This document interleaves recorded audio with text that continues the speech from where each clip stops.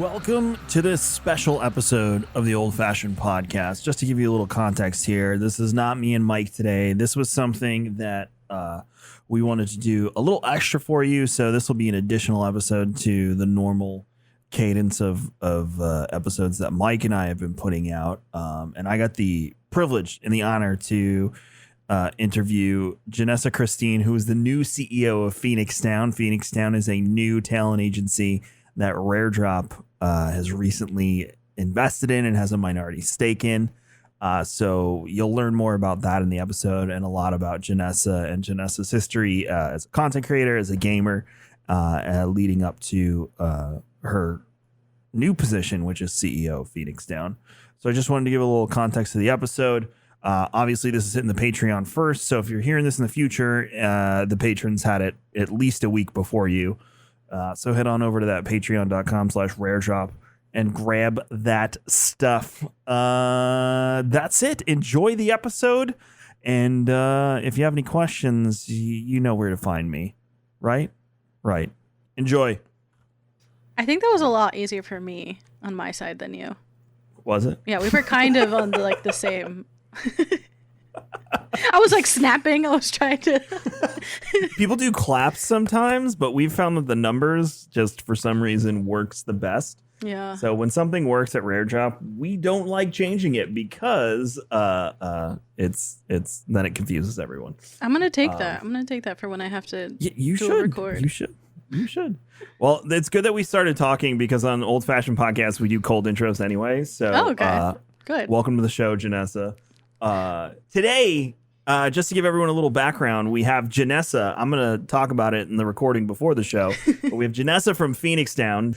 She is the new CEO of the new Fenix Down. And I wanted Janessa on the show to take us through her personal journey to getting here, what the company has become already. It's just amazing. And then to see where we're going with this. If you don't know what Fenix Down is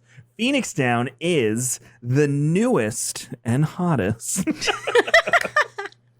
Actually, why am I doing it? You should be talking about it. You're the CEO. I don't know. You make it sound really exciting. So just use adjectives in there and you can make anything sound. Yes, yes. Tell us a little bit, the short elevator pitch on what Fenix Down is, and then we'll go from there. Sure. So Fenix Down is the newest management company for online broadcasters. We have a specialty focus on video game creators, and we just want to help out in any way that we can when it comes to creators' businesses. We've gotten to this place in content creation. It's been here for a while, but there's no way that these channels can go at this alone. They need help and business help. So that's what we want to be for anybody that is awesome and that we can work with. There's two ways that we're going to be doing that, through a management company and through an agency, which we'll get to more details later. Now, you've been in content creation as a personality for how many years? 4 years. I started officially in 2016. 2016. Okay. And you, like me and so many others, came through the Destiny community, if I'm not mistaken. It's true. The Destiny community is so fantastic and wonderful, and I think it's incredible that so many people got their start there. I started streaming in September of 2016, right around when the Taken King came out. So I didn't play year one Destiny, which is sort of taboo for a lot of people.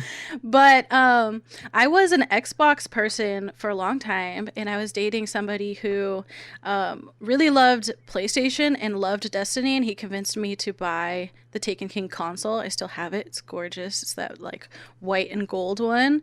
And that was that. I had never played an MMO. I had never played something that was so team-based focus when it came to raids. I used to play Halo, but this was the first community-based game that I had played, and I was just outstanded and overwhelmed. And as I was doing raids with my friends, I was like, well, maybe I should turn on this stream thing and see.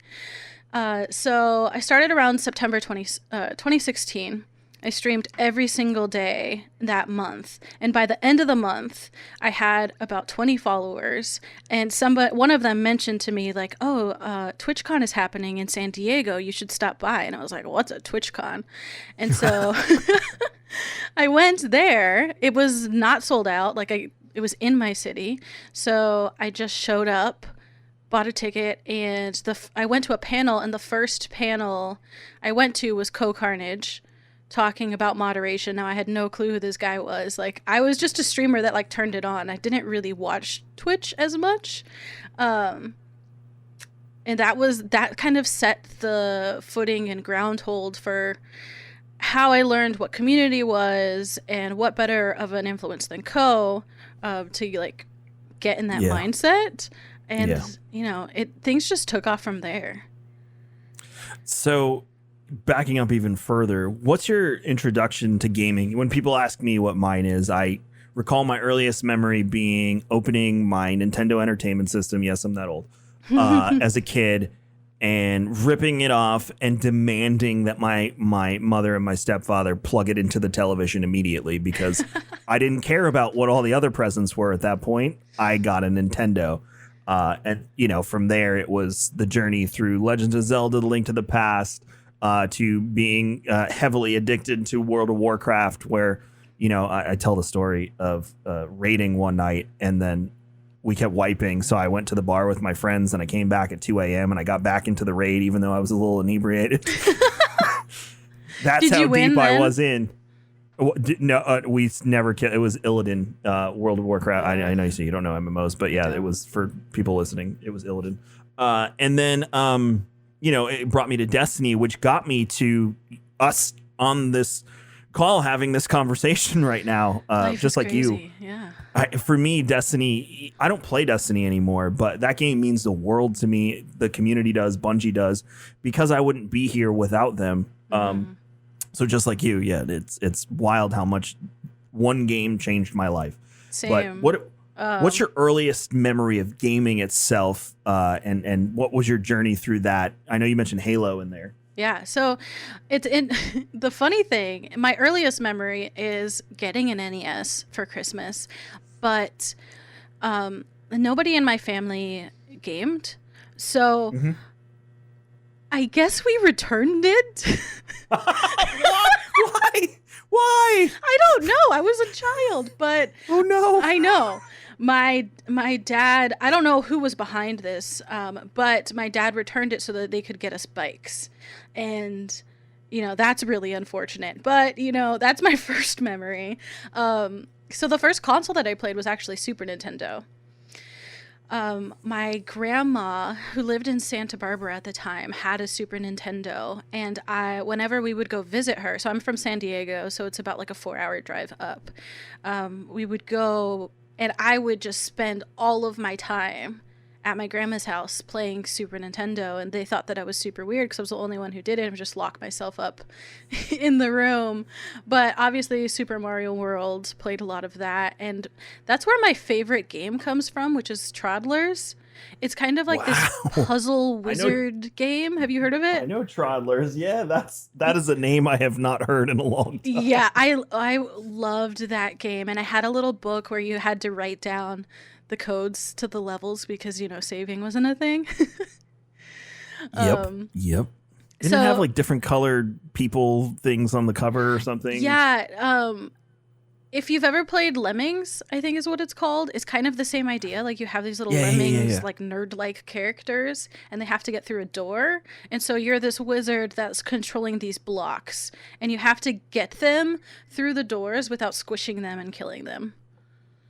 Yes, I don't think I ever played it, but I remember seeing the cover in one of the Toys R Us or KB Toys or something. That reminds me that I need to get like a physical cover of it because it was just so awesome. It's on emulator now, but it's not the same.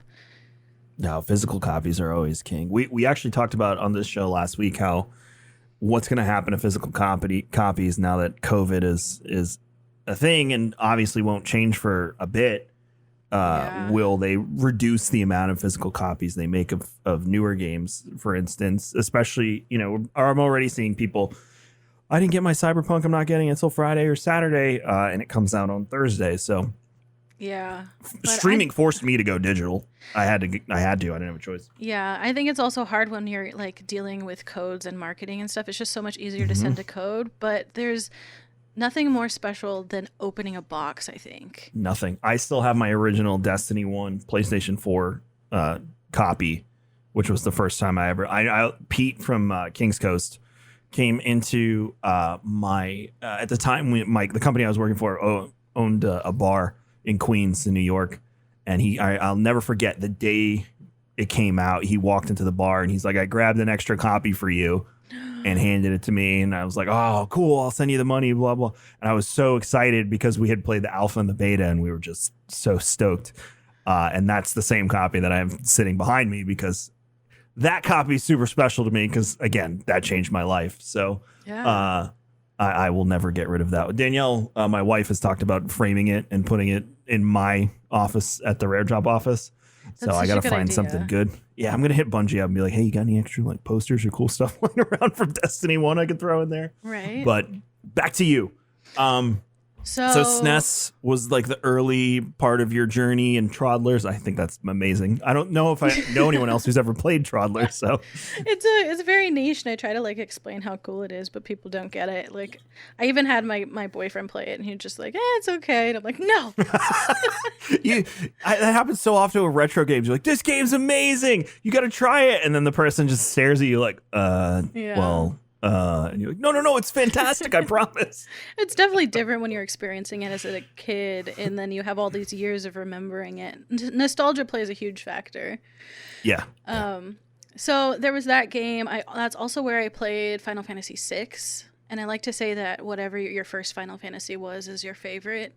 So I'm a Final Fantasy VI person, which interestingly comes into the Fenix Down part a little bit later. Yeah. But I remember that like it still said 3 on the cover, so I would always get confused when I tried to explain it to people. They'd be like, Final Fantasy 3 doesn't exist. Anyway. I had one for NES was the first one I played. Okay. Yeah, I'm that old. So from there, gosh, what console did I play next? I did not have a PlayStation. So like I grew up where like we weren't like poor, but we certainly weren't well off. So there's like some console like skips in there. But my next door neighbor had a PlayStation and a GameCube. So she also had a PC that could play games. And so I would go over there to play her video games. It's such a weird thought now. Yeah. And I remember always like constantly begging her to play like Crash Bandicoot or I love it. Mario Party, and she'd be like, don't you want to do something else? And I'm like, no, I don't have this at home. Like, you can play in your free time, but I cannot. We also played I think it was Myst, but I'm not sure. But it was way too creepy. I couldn't do it. And then I finally got a PS2. And so Kingdom Hearts was a big one for me. I think that was like my first sort of emotional experience with a game was Kingdom Hearts. And I really, really loved that. And then also like it brought up a lot of existential questions. And I was into that and like the Matrix of like, does this exist? Are we in some sort of like alternate reality? And that was a lot of big thoughts for my kid self. And then I bought my first console myself, was the original Xbox, and I played Halo 2. Halo 1 was only on PC, I believe, at the time, so Halo 2 was my first experience with multiplayer, and I got obsessed. My parents would not let me play it because I would just play it all day. And so they told me that I couldn't play it at night. So instead I woke up at like 5 a.m. and I would play before school. Smart. Yeah. They weren't awake. They didn't know what I was doing. So that was my first delve into the online world. I got Halo Reach, and Halo Reach is still to this day is my favorite one. And I think it's because of the experiences that I had. I just had a really good friend group, and I remember spending like one Thanksgiving just playing all day with them, playing Mm-hmm. Firefight and just talking and making friends and just having a good time. We would like do things like glitch and just get to the top of maps or just like walk as far as you could into the darkness. And I don't know why that was so fun. Yeah, breaking games with friends back in the day was a blast. I remember playing with friends. My biggest one was those early WCW wrestling games on N64, because we would all hang out together and create like a bunch of characters, as many as those brick memory cards could hold. And then, you throw them in like a battle royale or something, and do our own tournament brackets with markers and paper on the wall. And Man, those were the days. yeah, I mean, you had to be creative even then, and now everything's in the game. And if it's not in the game, then everyone gets upset. It's the evolution of the business into one of the top entertainment consuming properties in the entire world at this point, if not the. I think it might be the number one. Right. But fast forwarding it, even jumping on that, you love gaming, you grew up around it. You're going to take your try at content creation, TwitchCon. Talk more about the journey through content creation, because that led to what I would say is your first major opportunity, which I believe came before OPG, was GameStop, correct? GameStop was actually in the midst of OPG. Okay, so I have them backwards. So Yeah. take me from streaming to OPG and then to GameStop.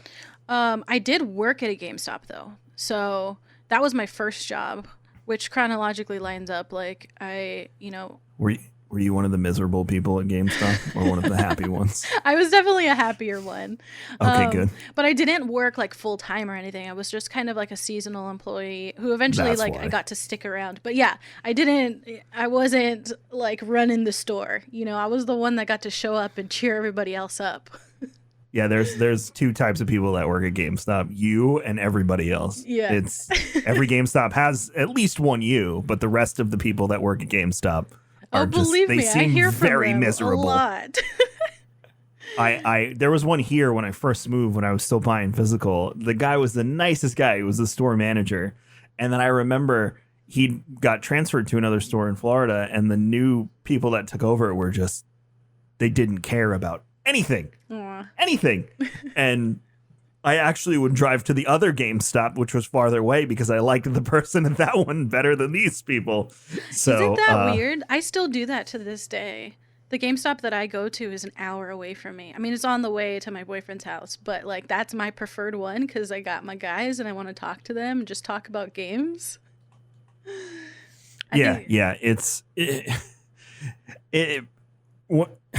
When you'd go in there and I'd be shopping, there's always that guy that you knew or that person that you knew that would be in there, and they just wanted to talk to the clerks. They were not buying anything. They weren't doing anything. They always stood in the corner That's by probably the me. front counter where they weren't blocking the line, but they also weren't blocking the employees from coming in and out of the desk. Every GameStop has that person. Yes. Every single one. They do. But that's like sometimes they bring you like food on rough days, or like I remember those people always bringing us like donuts during like our midnight releases or like Black Friday, and we'd be like, okay, they have been redeemed for all the time that they suck from us.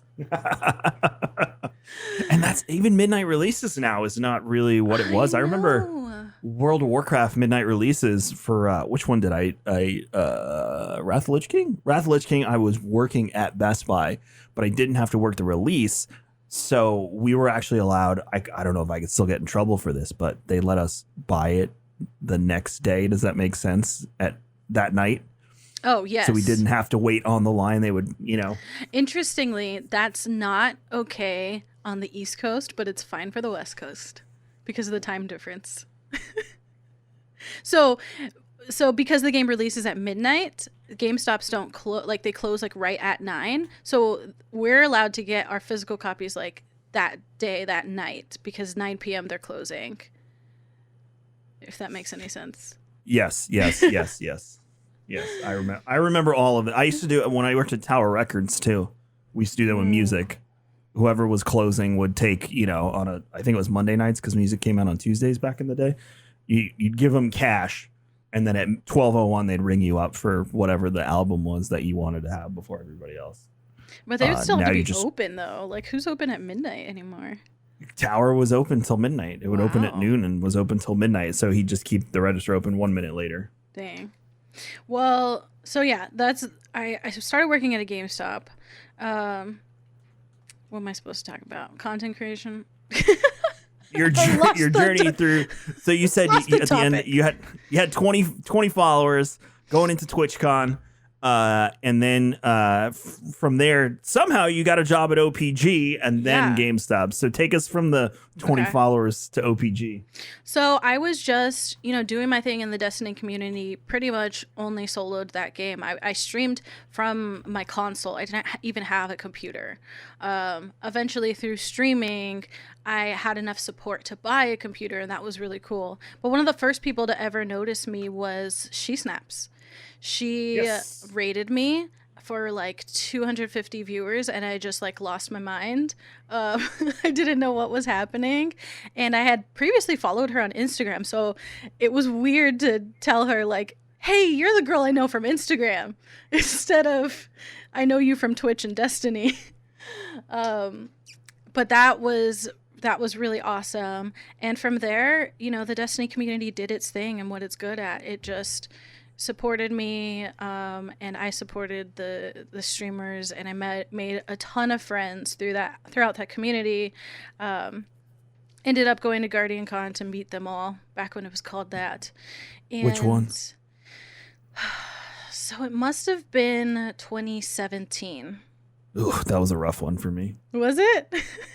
Any year I didn't have the budget that I started getting in 2018, I consider a rough one. So 16 and 17 for me were not my ideal expectation. Now, there's always issues that happen that, I complain about afterwards and I'm upset. Right. But as far as budget wise, those two, 16 was absolutely atrociously difficult. I had an $85,000 budget total all in every man. dime, and I came up $600 over. Wow. I mean, that's really good. Yeah, I was impressed too. But yeah, but 17 still it wasn't mentally where I wanted it to be. 18 it got there. I think the first time, unfortunately, that I really felt like we had hit our stride and we were moving, albeit we still had some problems, was 19. And then of course I couldn't do anything to correct it last year, which is still bothering me, but we'll get back there. So you went to Guardian Con 2017. Yeah. So I did 2017, 18 and 19. And it's still to this day, I'm sure you get this a lot, but it's the best con out there. It's so fun. Thank There's you. nothing like just being able to hang out and chill with your friends. People can say that they're like fans or audiences, but they're really just your friends, I think. So onwards to OPG. At this time, I was working as an admin assistant in a civil engineering company. And I pretty much had a lot of time during my work to focus on content creation. So that's kind of like where I did community management. I started working on She Snap's stream team, the pizza party. I was just trying to make people like more unified and like inviting them, getting the Discord running, like creating resources. I then became part of a stream team called Opportunity, which works with pineapples, or did. And he was like big in the H1Z1 scene. So that's where I started sort of doing community management and just trying to get people involved. From there, I found out about what Online Performers Group was through like a Reddit AMA, I think. And they used to do a broadcast every Friday, and I would tune in. I would watch Twitch Weekly, and then I would watch their office hours, is what it was called. One of the days they mentioned that they were hiring, and I didn't even realize that this was, again, in my city, in San Diego. That's where they were located. So I applied. I got told no at first because they were going to hire someone else, and they offered me an admin assistant job, and I was just like, nope, that's exactly what I'm doing right now. It's not what I really want to do. So I said no, and then 2 weeks later, they were like, wait, we want you after all. We have the opening still, and you're hired. So that was Nice. in May of 2018. That was, I believe. No, I wasn't on. What was I? No, when did I? I wasn't on board yet. I came to Online Performers Group. I want to say February of 2019. So you were before even I joined. Yes, I think I remember them bringing you on, and I was just very much like, well, why wasn't he here earlier? Because the Twitch numbers were never there for me. You know, my Mixer deal included promote. I love that I can speak freely about it now because I'm not bound to anything. My Mixer deal included, you know, them promoting me, and Mixer went through a period from I want to say October of 2018 through roughly March or April of 2019, where acquired talent and their top talent, they were pushing them actively. And it's amazing what happens to your numbers when the platform actually supports you. It's insane. Right. It's almost like there's some sort of cyclical symbiotic relationship that's supposed to take place here. Wild. I feel like you're saying something here. Maybe. But my numbers were through the roof. Way surpassing anything that I could be. And it was active engagement. It wasn't empty follows. Like, I was playing old games because there was nothing new that I was interested in. Because for me, I'm not a shooter guy. It's mostly MMOs and single player experiences. So I remember, to capitalize on the new Star Wars movie coming out, I was playing Star Wars The Old Republic, the old MMO. And, you know, 1,000, 2,000 viewers, and people were actively engaged. I remember this game. This game's still around.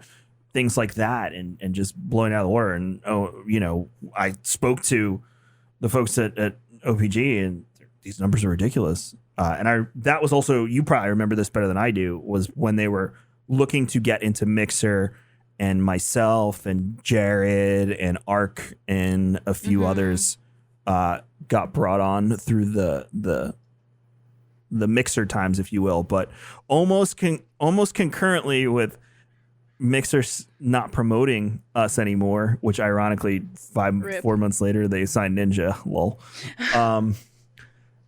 Almost right with that, I know OPG later that year also decided we're gonna drop Mixer partners as well, because the money wasn't there anymore, because Mixer stopped supporting the partners, which in essence ruined our ability to, you know, create revenue outside of the platform.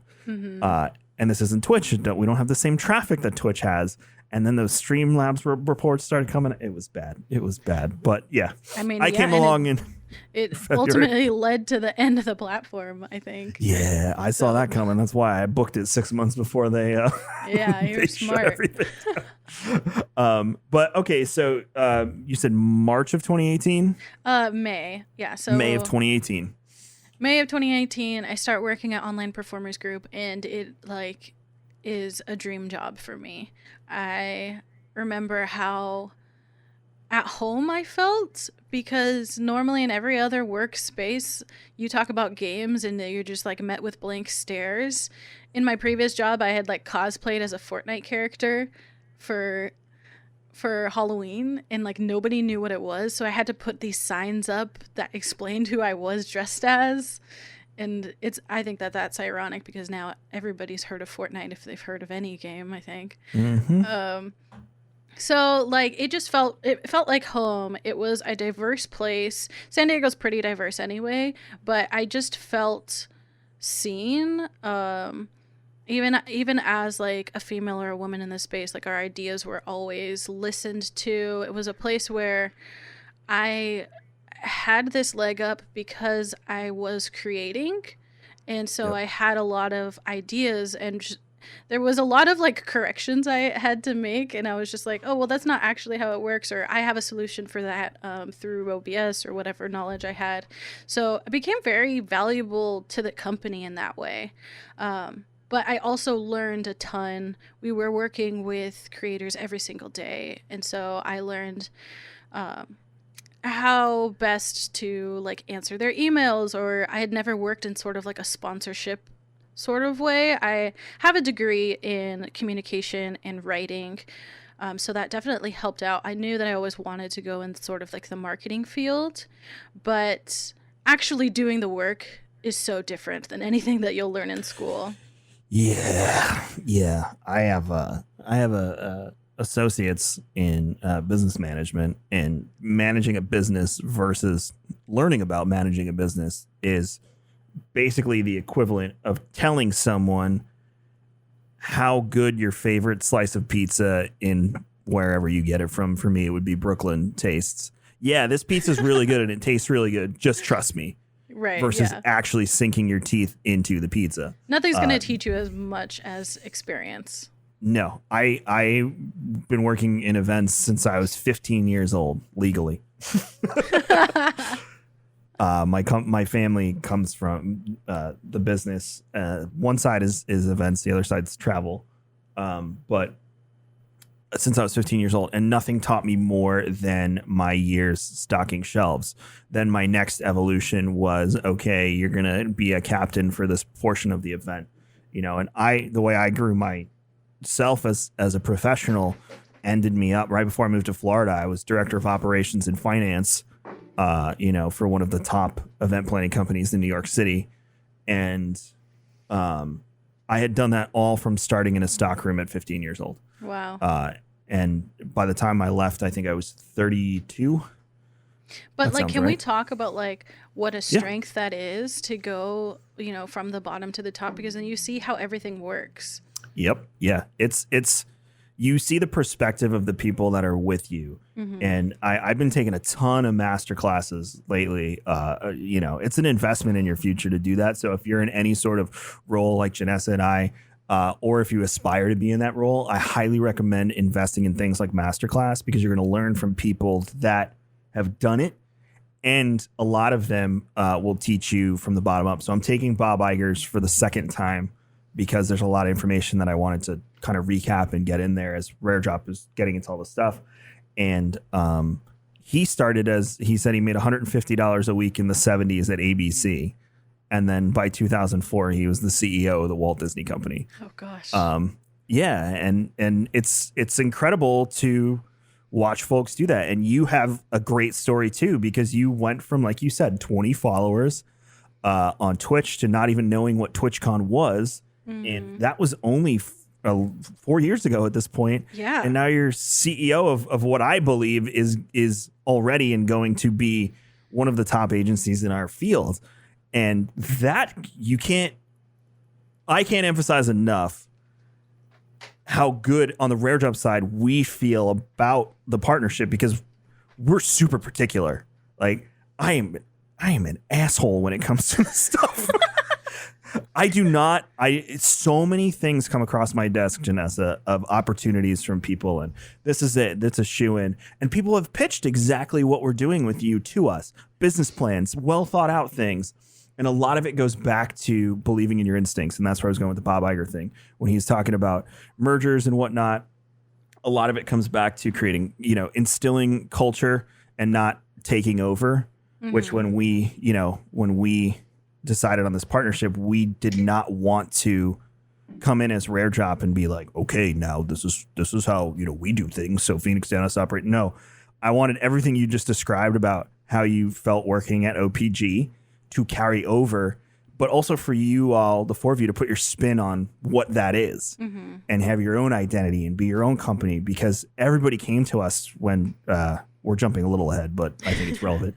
Everybody came to us and they were like, you got to start an agency. You got to start an agency. You got to start. And I remember in our early talks with you guys, I was like, Janessa, I physically and emotionally can't handle starting an agency. So, that's honestly, those were the first conversations, was like, I can't do this and you can. So how do we make this happen? That is literally how it happened. And, I'm on the other side like, oh, God, can I do this too? Like...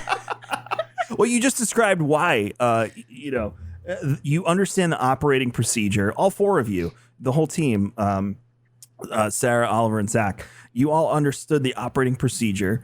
It was in place. It's not like your time at OPG was this terrible thing. You had a good space. You had a good place to work. It's unfortunate how things played out, but you learned something, and you all are going to take something into this new venture. And it's really, really, really cool to watch you begin the process and learn things. And as we roll into the new year, I'm going to be, every time I learn something new, that's something I pass off to you. Even yesterday or today, I said to Janessa, I was like, we need to start setting up our meetings for next year. So, we're in sync and little things like that. And then before we started, I complained to you. I was like, did you know that with G Suite, you can't schedule meetings for twice a month? Right. So I had to send you 2 meeting invites for 2 meetings a month. We'll learn together. Yeah, we will learn together. But it's really been awesome to see that culture that you just described forming with Fenix Down. And I'm excited to see it expand as the company expands and more people come on board to be a part of the team and watch you guys build your own identity and culture within it. Because again, I can't emphasize to everyone listening to this enough. When this all started, we never, ever, ever wanted this to be Rare Drop Talent Agency. That wasn't even a thought because it didn't make sense. All joking aside, it made more sense for the people that know how to do it, the people that did do it, to form their own identity and form their own piece and form their own carve yourself a spot in this industry was kind of how we looked at it from our end. And we so appreciate you guys like believing in us and also just like being crazy enough to think that we could handle it, which we totally can. But I think that a lot of people, they don't have that sort of realization. At Online Performers Group, like we were the ones that were doing all the work.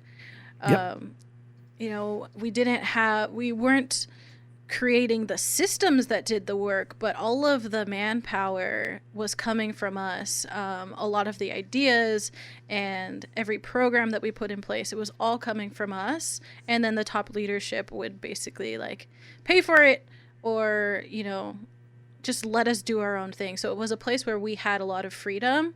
So once we had those conversations about like, okay, can we really do this? We really have a lot of faith in our abilities because we've already been doing it. The hard part is like all of the legal infrastructure, like learning how to create a business and all of that red tape. That's the stuff that we don't know. Yeah. And you learn all that as you go along. There's nothing wrong with going into a situation and saying, I don't understand how this works. So I need advice from a colleague or a friend. I do it all the time. Even today, I went to an old friend of mine to ask for some advice on the way to handle a certain situation internally in our organization. And it's okay to say, I don't know how to do this. I actually feel like it's a strength to come out and say, I'm not really sure how this works. Let me find out for you. Let me figure it out. Vulnerability to your team, to me, is a strength, and showing them that you don't have all the answers. You're not a know-it-all. You're not someone that is just going to say yes for the sake of not looking bad. So I have no problem going to my team. Hey, I don't know the answer to this. I'm going to go find out for you and I will get back. Or, hey, I don't know the answer to this. You figure out what the answer is and let's discuss it when you come to resolution. You'll learn all that and as you go along. And I think you're going to teach me things too. I mean, hopefully. No, you will. Trust me. But I think it also makes us uniquely okay with new opportunities and new ways of doing things because we aren't stuck in the old ways. And that's where I've seen a lot of companies fail. I've worked in a lot of places and it's usually just one guy or girl just being like, no, we're not doing it this way. Even though those are all really good ideas, we're not doing it. And that's so frustrating. We've sat in client pitches with, you have the marketing person or somebody that believes in what we are doing, but then you have to pitch it to the board who has been there for 20 years and doesn't understand our world. And your best talking point is always, we've raised $15 million for St. Jude in 5 years.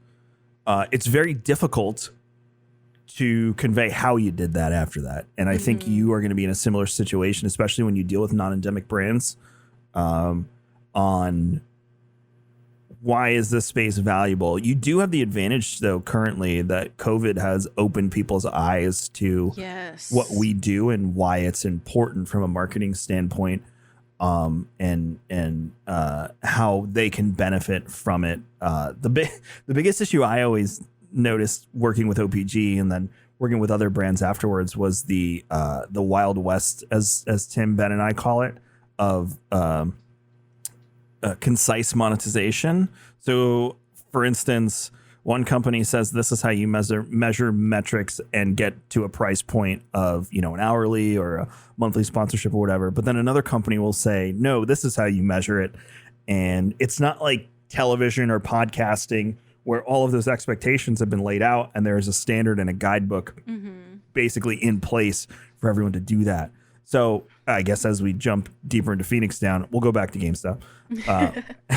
How do you battle those as a new company coming in? Somebody's going to say your metrics have to be measured this way. Another one's going to say you're going to have to measure it this way. What does Fenix Down do is it, no, we measure it this way and this is the price, or let's look at it both ways and come up with something that works? How does that fit into your role and the team's role? I think even just getting to that conversation where you get to talk granular about the metrics and like the rates and prices of things is a good thing, because if you can get that far, then there's transparency. I've only seen those conversations go bad when they don't want to talk about it. They're just like, well, this is the price. And it's usually somebody lowballing a content creator or something, and they don't want to talk about it. Then, I just have to go back to the creator and say like, hey, this is all they want to do. Like, I tried to change their mind. But if you can get to that place where you're explaining, here's one thing that we didn't do at Online Performers Group, and I've started doing at Fenix Down and have seen it work, is I just straight up give them the equation. I say like, this is how we do it.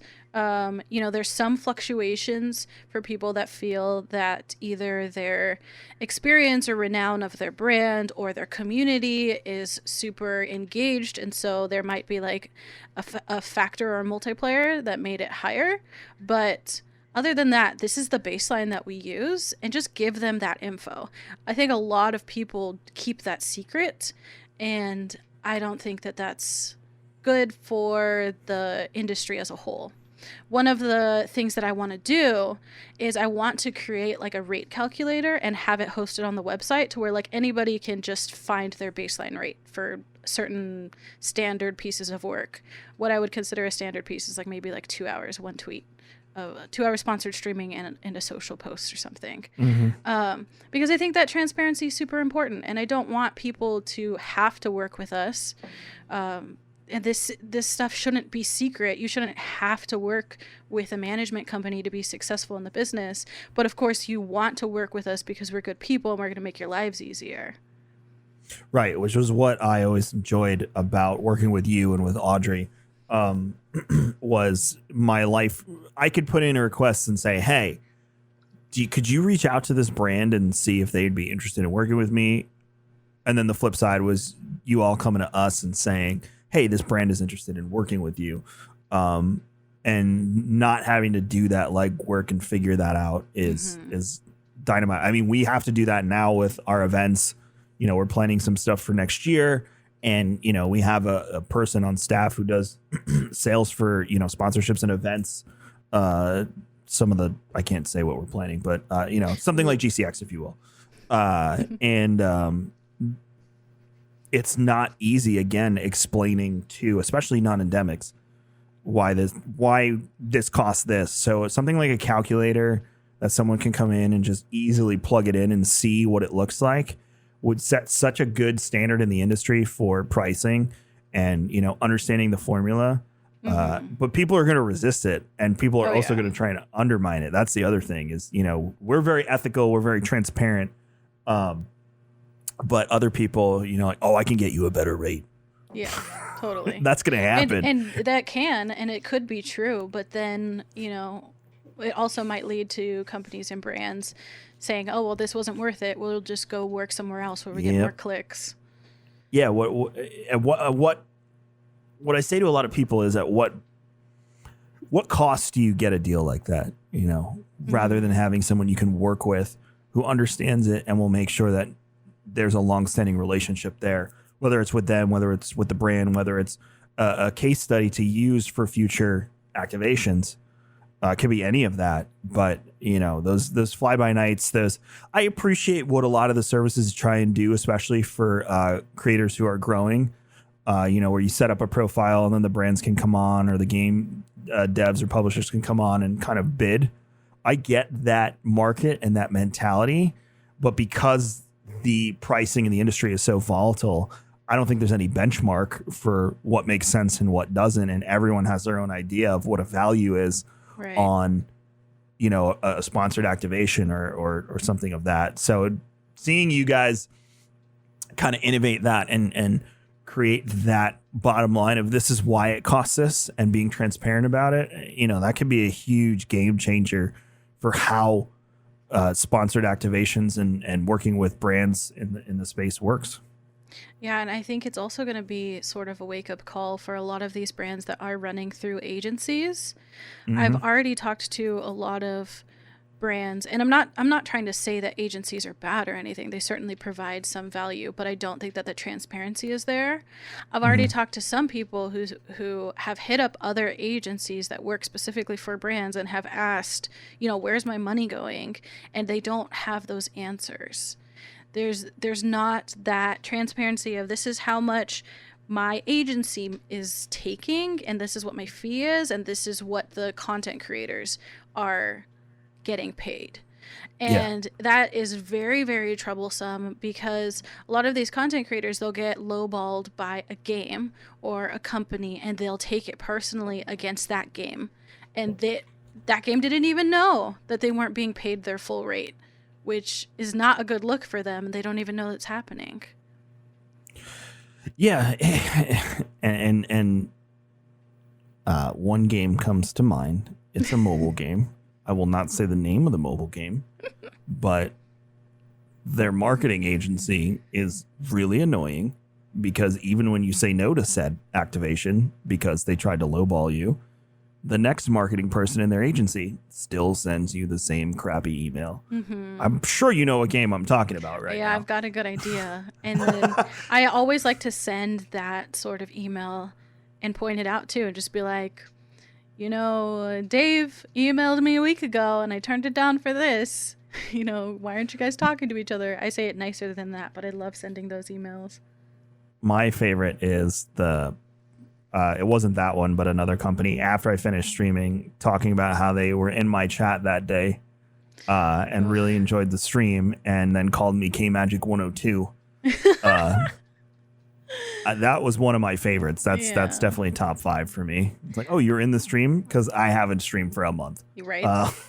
And I don't know why they use these forms and just say, we really enjoyed your blank content. And then they just use whatever game you streamed last. And you're like, yeah, I could see right through that. Or the formula messes up and it just says gibberish. Yeah. Or it just says the wrong name. You're like, great. Yes. and that's what Fenix Down is providing. It's a personal touch. It's a way for not only the clients you have, but for the brands and the agencies to feel comfortable, because it's not robotic. It's personal. You're talking to someone.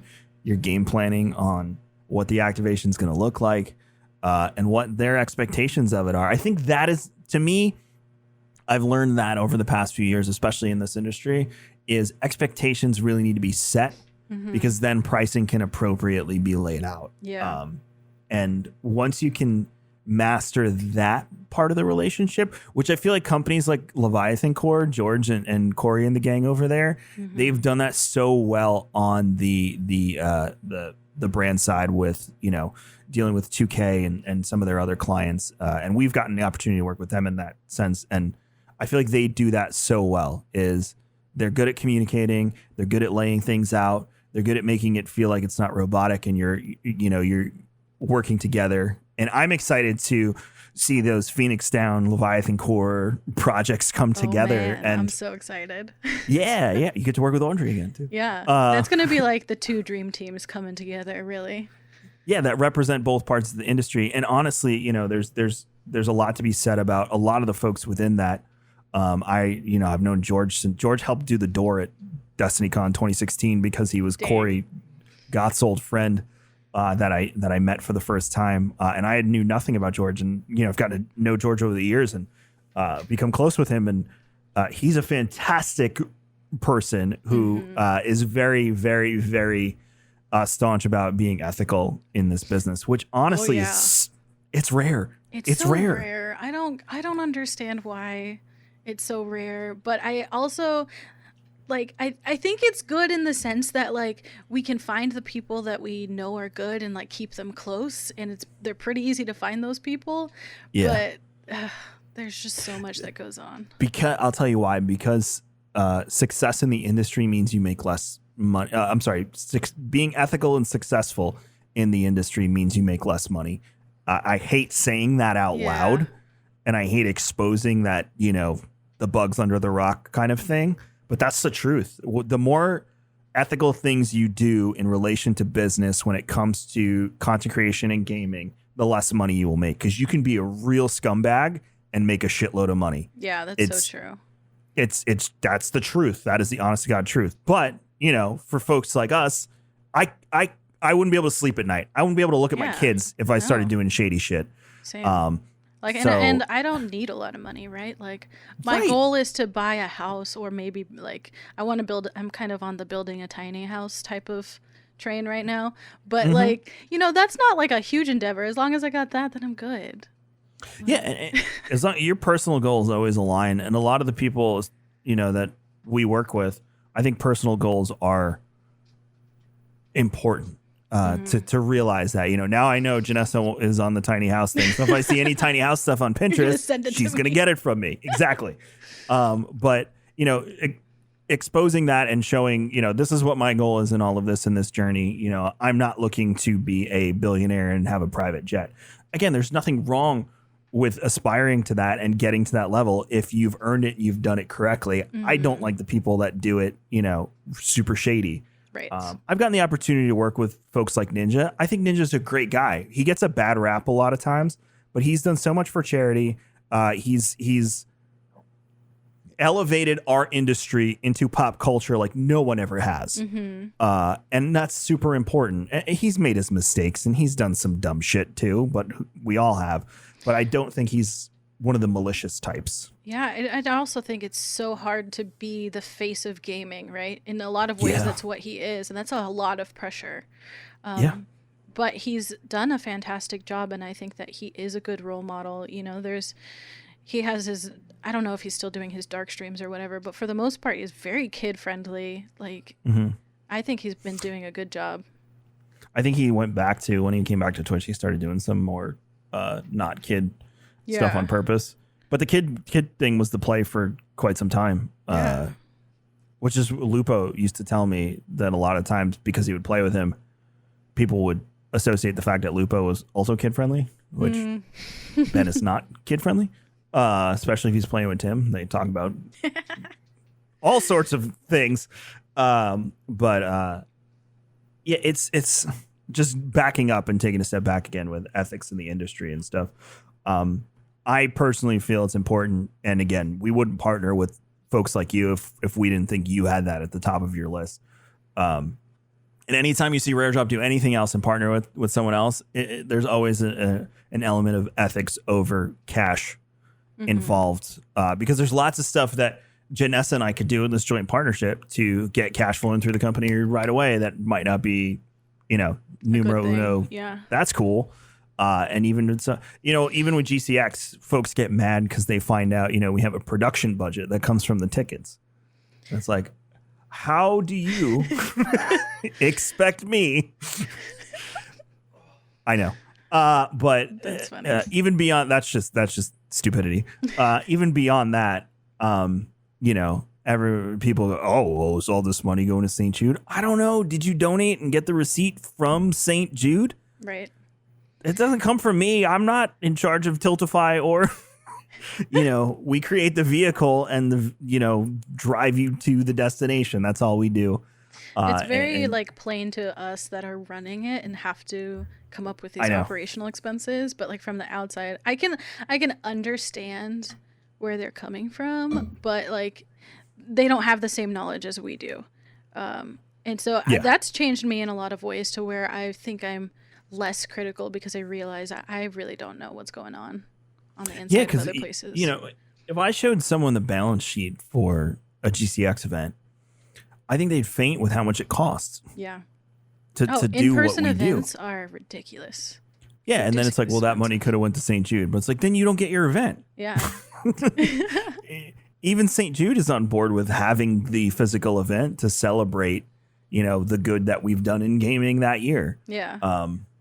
So I mean, St. Jude invites people to the summit to their thing, Yeah. and that's extremely valuable. Yes, it's a cost. Have you been? I did get to go, and it was awesome. Very impactful. Yeah. Very impactful. That was my first, the year after we did the first fundraiser for DCC, I went, and I've been 2 times since then. It's just mind blowing. But then it makes you want to do more and go deeper. And even, like I said, during COVID, Rare Drops had the opportunity now to work with other brands, but even other charities, to help them get into the digital space. It could be consulting, it could be production, it could be whatever. But COVID has made charities pivot to try and figure out how to keep their fundraising flowing, and digital is currently the only way to do that. Everything from online concerts to gaming to even telethon style events are making a comeback because it's a way telethons.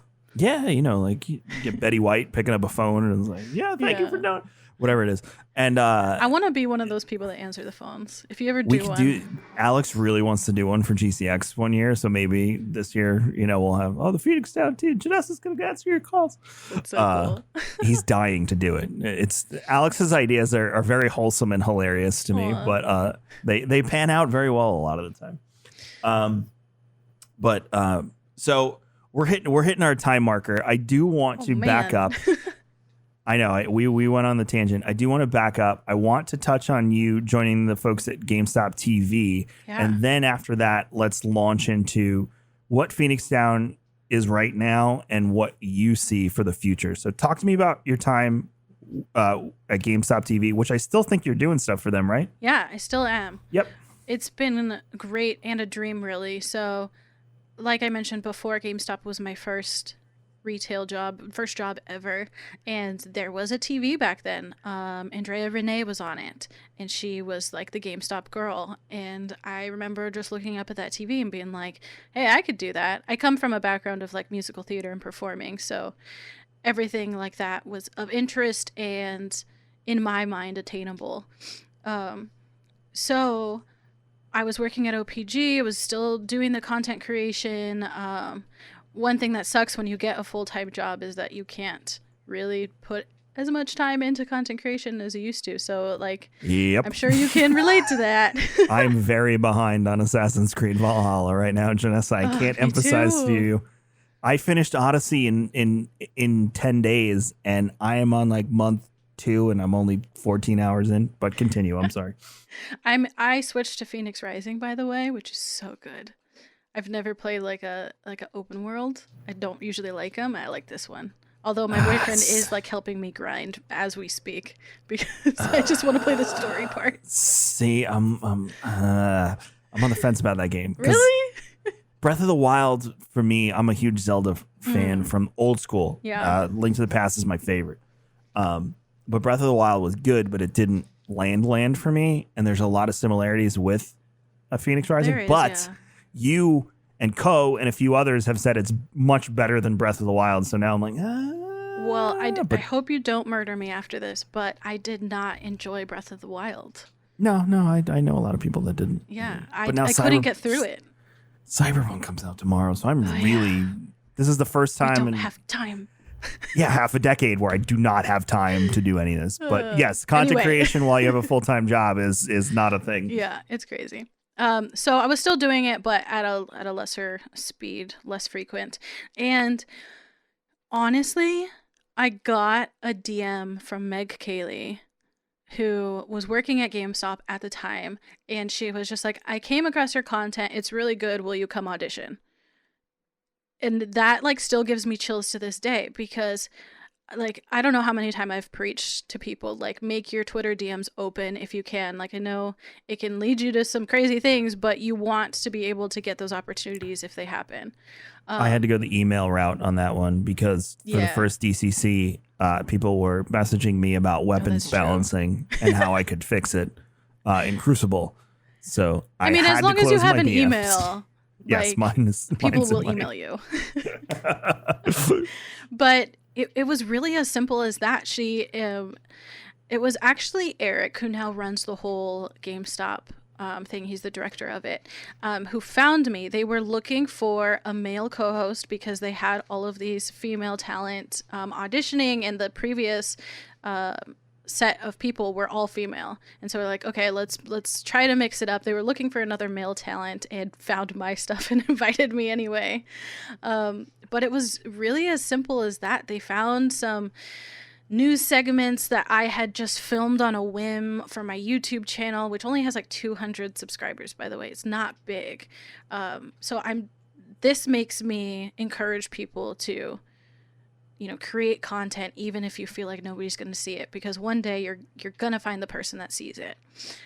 So they invited me to Texas. They flew me out there. We did an audition. There was about 12 of us there. And sure enough, I was one of the 4 that they picked for their like full-time cast. And so every month I would just go fly over there and we would talk about like the newest games. And that was such a good experience to learn what it was like to be on set, to have some scripted segments, to, using a prompter and having all these cameras around you and having makeup and wardrobe. Like, it was super cool, but also very terrifying. Nowadays, the TV network has changed the way that it was running, and it's interesting. It actually changed before COVID, but it happened at the same exact time as COVID, so people think that it was because of COVID. Yeah. But instead of having just like one show that just plays on repeat and that's got to be hard for the employees, just having one thing that only changes once a month that they have to listen to every single day. They segmented it out. So me and Meg were on our own show called Spark, which went over like very high level games that were coming out that month. And then we filmed them remotely, and they sort of segmented it. So now it doesn't run all month. It just runs for like 2 weeks. And then it gets replaced by another segment that runs for 2 weeks. From there, just this past couple of months, because Eric got promoted to director, Eric used to do all of like the hardware and peripheral reviews. And so now I am the host of Decoded, which is going to do that. So because of that, I was very, very lucky to get my hands on the Xbox Series X and get to do hardware stuff, which is so cool because, like we mentioned, I love physical things. So Yep. Yeah, no, it's such a cool story. And I had the opportunity to do some St. Jude stuff with Meg when we were at Summit. She's fantastic. She is such a sweetheart and one of the nicest people I think you'll ever meet. And she's just too nice. It's so nice to see someone that's so nice on camera and then like meet them in real life and just be like, oh, you're the same person. They're no different. Yeah. It's funny because people always look at Ben Roman and they're like, how do you, like, is he just yelling at you all the time? Like, he's nothing like that off the camera. He's very calm and very chill. He is. Yeah. Meg is the same exact person on camera and off camera, and she's just one of the nicest people I've ever met. The opportunities like that, again, if I didn't get into content creation, if you didn't, we wouldn't be sitting here. I always tell folks there's a fine line between, sending it and going nuts and creating content responsibly. You don't have to absolutely destroy your entire life to try and get into this. You can be perfectly happy and, make a couple $100 a month doing it part-time and creating community and creating friendships and relationships.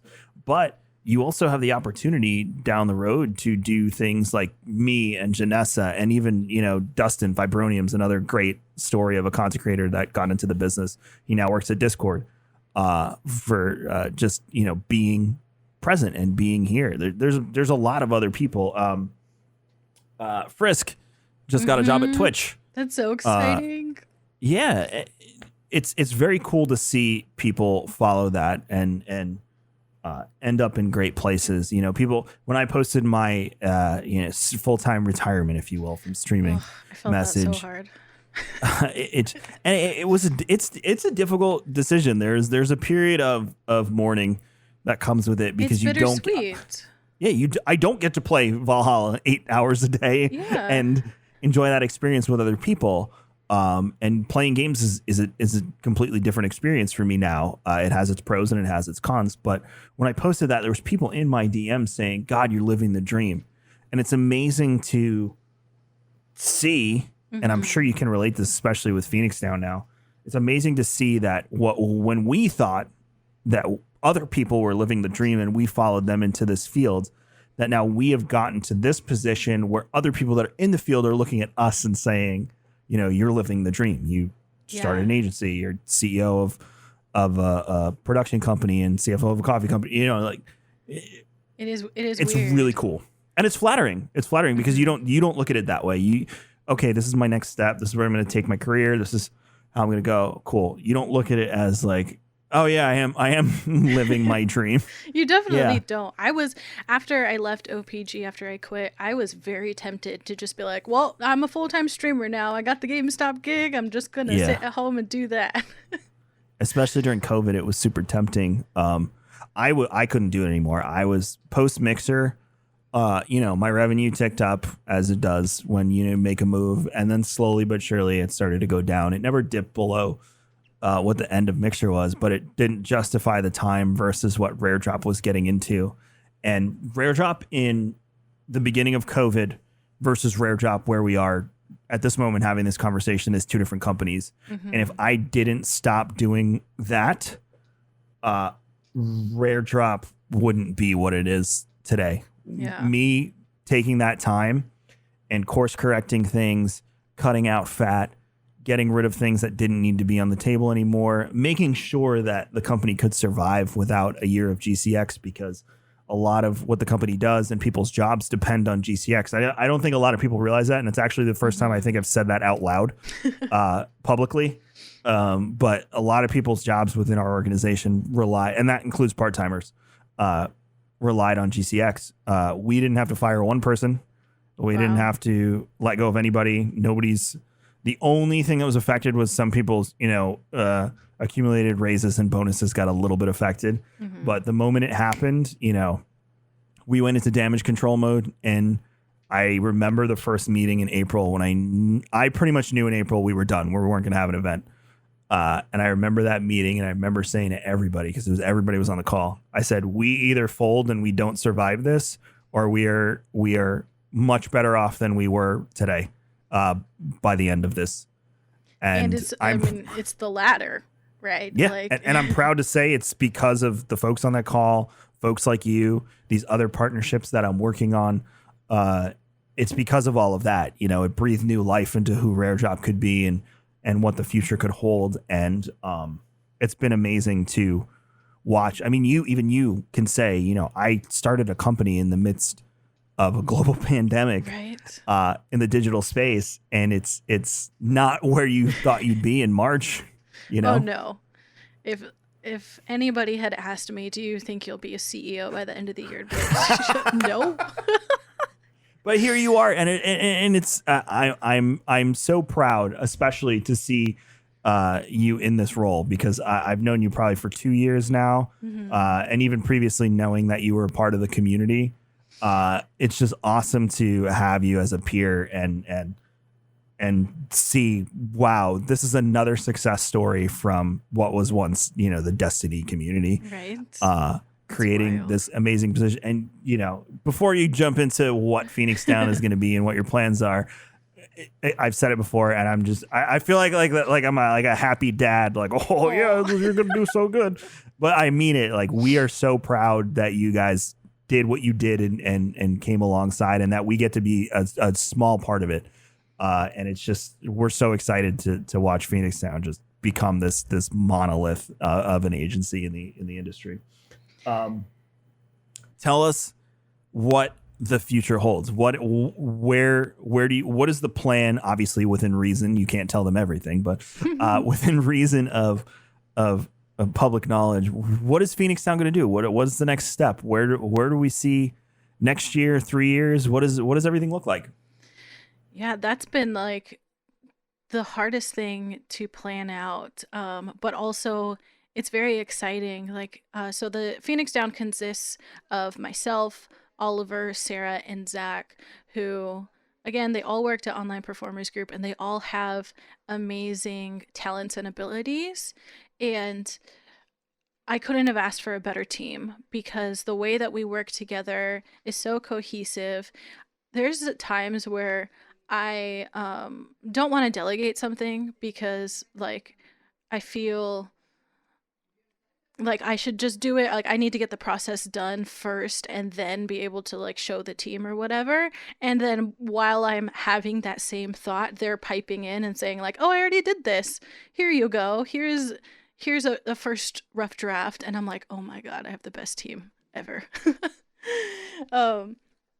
But so the big vision for the company, I have Oliver being the chief marketing officer. I think he's chief branding officer or something. He's worked on content before. That's where his experience lies. I really want to see him create a lot of this content for everybody to use, not just about our company, but just tutorials, how people can get by in this industry and do their first sponsored stream. So that's where we have him. We have Sarah, who is super passionate about the client experience and customer experience, making sure that everybody's happy there. And then we have Zach working on strategic partnerships with sponsors and brands, and that's what he's good at. We have like this running joke where Zach can get you into any party that you want because that's just kind of the guy that he is. Oh, does this mean I can ask Zach for game codes again? Because Zach, yes, totally. Yes, I forgot about that. I would ask him for any game. Zach, can you give me a game code for this? And it was like 2 out of maybe 18 times where he couldn't get it done. Yeah, he's the man there. It's wild. I always feel bad asking, and then I'm just like, "Do you know somebody?" He's like, "Yeah, I know that guy. I'll send him an email." I'm like, "How do you know that one specific person?" Yes, it's amazing. It's crazy. And so my job is basically operations and like running this incredible team. But what we want to be is we want to be the management company. The way that we're setting up the company is that there's actually two different companies, and it gets a little complicated and nuanced. So I'll try my best to explain it. Because of certain laws, in California, which is where we're working, and as well as Florida, and I think it's New York. We are modeling our company based off of traditional talent as far as radio hosts and actors, and those sort of structures because they've got it figured out. They've been doing it for a really long time. And so there is one part of it which is management, and then there's one part which is agency. So a manager comes into play when you have a lot of opportunities. You know, you can't handle it all. I like to use the Kris Jenner Kardashians as an example. Kris Jenner runs the Kardashians businesses. She is the manager. So that's management, to where like you need help, you need somebody, you need a guide, you need to bounce ideas off of. Is this a good opportunity or not? This isn't paying me well, should I do it? Or like, hey, this is unpaid, but it could be a good opportunity, it's for charity or something. There's just like something very comforting with having a team to run that by. And then we'll also do things like analytics. One of our goals is we want to get out like a monthly, here's how your channel is doing, and here's how it compares to last month and the past year. That's something that I don't think we did very good at our previous jobs, and we want to build on that. Now, the other side of the company is the agency part, and that will be fully licensed in those states that I mentioned. And that side is going to be pitching people to the brands, the companies, trying to get them paid sponsorship deals, trying to make cool things happen. And I'm really excited about that venture because it's going to allow us to open up our services to work with a lot of people who probably don't need a management company, because it doesn't. A lot of the people in this space don't have this separation. There's this idea that you can't start doing sponsors, or the only people that are getting sponsored work are like the top of the top, because the way the businesses are structured, it's not profitable unless they're working with the top talent. And so we're going to be different than that. We're going to make it to where we can totally represent people and get them in front of these agencies, even if they feel like don't have the highest viewers on whatever platform they're on. I just lost my train of thought in the middle of that really great pitch of everything. Oh, so frustrating. You were saying basically you don't need representation to be able to do work. Yeah. I think that the companies that are doing this right now in the industry have sort of like muddled the line between management and agency. So I'm super excited to separate those. And then the content creator is going to be able to choose, like, do I want one or the other? You don't have to go with both. I think that's pretty much it. I love the enthusiasm. I love the plan. I knew all that already, Chad. So, you did. So you're just like, I called them chat. I still do that. I still call everyone chat. God. What do you think, chat? When will that end? I knew all that already. I just wanted Janessa to explain it to you. I do that with my family. You call them chat? Yeah. I'm not that bad. I mix up my kids' names and sometimes call them the dog's name, but that's about it. It's like, one thing that I did want to mention. Audrey. Go ahead. Audrey. No, my oldest daughter's name is Audrey, so I'll be talking to my youngest, who's Juliet, and I'm like, Hunter, no, that's my son. Finn, no, that's the dog. Audrey, no, that's the other one. Juliet, come here. It happens. I mean, there's so many of them. One thing that I did want to mention is that like our agency services will be non-exclusive, because I don't see like why you can work with other people if you want to. You know, I don't want you to have to say no to amazing opportunities that other people place, because why should you? I think there's a lot of opportunity out there, and so there's not like a scarcity. I would say there's a lot of brands and companies that want to work with gamers, and we should just all kind of be in it together. And on the inverse side, if you are someone who is with Fenix Down and things come your way, you know, you can bring it to them. Or honestly, even if you're not, like you said, hey, I need help with this, can you help me? And you know, Fenix Down will take their usual cut and that's it. And you got help with an activation, and maybe that move, then there's a case study attached to it. There's a whole thing that comes along with that. It's not just like, I'm going to turn my stream on for 2 hours and then post a social post. There's a whole litany of things that come it's with really doing complicated. That. Yeah, it sucks. I don't like doing it on my own. I think that there's a lot of people who didn't realize how much we did until they had to do it on their own. But we have a very robust CRM system that walks you through all of the steps of like, I have to make contact with this person. I need to find out what all the details are, because for some reason when these initial emails come in, they have like no information attached to it. So you have to spend a lot of time asking a lot of questions. When do you want this to happen? What exactly do you want me to do? And hopefully that doesn't change down the line, because that's what's our conversation is based around.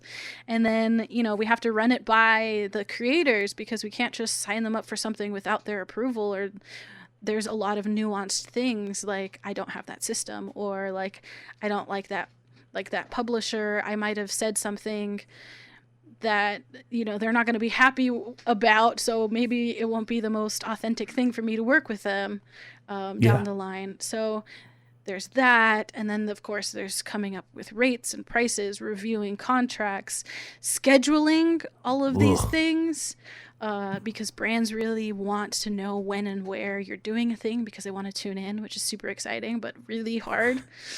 And then it comes down to making sure it's done, making sure nothing's missed, and then reporting all of the analytics afterwards, and then invoicing, and then making sure you get the money after the invoicing. Remember when I said I couldn't emotionally or physically handle? You have just completely described to everyone that hears this why. Yeah. I can't do it. And that is it. That is why we decided to partner with Janessa and the crew at Fenix Down. Any closing thoughts, information, advice, anything for people that will listen to this for years and years and in droves and droves? For all of eternity. All of you. Well, technically they say the internet is for all of eternity, but right. I don't believe it. I would basically, for any content creators that are out there, I hope that you came away from this conversation knowing that just like really anything is possible. My career has really taken off and grown in only 4 years, which if you imagine a 4-year-old is tiny. Like that is such a short amount of time. So another thing that I would say is that like I am not going to be the perfect CEO. I never thought that this is where the trajectory of my career was going to be. There's still a lot of things for me to learn, but I do want to sort of lower that bar because I think that that's a very scary title, and I had to go through a lot to ask myself if I could do it, and everybody else sees it in me. So there's a lot of like inner workings that I am still working through to make sure that like I'm okay with it. But I want to lower that bar too, because there's a lot of hard workers out there that could totally do it, that are fit for the job. But I think the stigma around it prevents people from starting their own businesses and ventures, when in my experience through the companies that I've worked with before, usually the hardest workers are the ones doing the day-to-day instead of the people at the top. Yeah, my role in like I said, from 15 years old to packing a truck and stocking stuff in the stockroom to now is obviously my day-to-day, and my labor has changed immensely. When you climb up the ladder, a lot of what comes is the risk, which is the big one, especially as the owner of a company, which you now know. So the risk that comes along with everything can be its own huge weight, and then pressure, and then the ability to organize and to direct. I could do a whole podcast just on this discussion, but that's the short form of it. Don't be scared to kind of take that jump and take that risk. Mm-hmm. There's so much information now that you can just Google and figure out how to start your own company wherever you may be in the world. And don't let fear be the thing that keeps you away from it, because you don't know what it'll do. Don't let failure keep you down. Mm-hmm. You know how many times I've failed in this journey, pre-rare drop, in rare drop. There's been so many things at GCX that have just not flown that I'm always like, oh yeah, that'll work well. There's things now that I mention and they just fall flat, and it's like, oh, all right, we'll get rid of that. But you learn from that. Exactly. So then it's not a failure, because like now you have that experience and Yep. You nailed it. Janessa, thank you so much for your time. Where can people find you, and where can people find Fenix Down on the interwebs? So you can find me, all my handles are Pods of War, and you can also just search my name by Janessa Christine, but I'm on Twitch, Twitter, Instagram, trying to do the TikTok thing, but I need to dedicate more resources there. And then Fenix Down, you can go to fenixdown.co. It's spelled FenixDown.co. I hope we never talked about the fact that it is a Final Fantasy thing, but I hope the gamers know. I know, it's good. You can talk about it when you talk to Broman. There we go. Tomorrow. I'll save that little one. Perfect. Again, thank you so much, Janessa. And as always, oh, my pleasure. As always, we'll see you on the next episode of the Old Fashioned Podcast. And thanks for hanging out with us.